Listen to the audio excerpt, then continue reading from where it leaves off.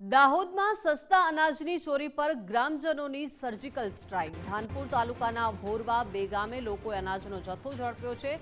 સંચાલક નરવત પટેલે સસ્તા અનાજની દુકાનમાંથી જથ્થો ભરાવ્યો હતો। ગ્રામજનોને જાણ થતાં જ આકાશવાણી ચોકડી પાસેથી પિકઅપ ઝડપી છે। સ્થાનિક પુરવઠા અધિકારીને અનાજનો જથ્થો તેમજ ગાડી સુપરત કરવામાં આવી છે।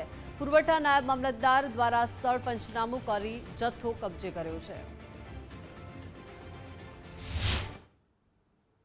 આ જે સરકારી અનાજ છે એ અમારી ગામની દુકાન ચલાવતા સસ્તા અનાજની દુકાન પટેલ નરવતભાઈ ધીરસિંહભાઈની દુકાનનું અનાજ છે, જેઓ હર હંમેશ દર મહિને 2-3 વાર એને પોતાની ગાડીની અંદર એને મન પડે ત્યારે વેચવા નીકળે છે। અમને પહેલેથી ખબર છે કે આ માણસ ગરીબોનું અનાજ વેચી ખાય છે, પણ અમે એને પકડવાના ફિરાકમાં નહોતા। પણ અમારા નસીબ જો કે કુદરતે અમને સપોર્ટ કર્યો ને આજે એની આ ગાડી અમારી રૂબરૂ પકડાય છે।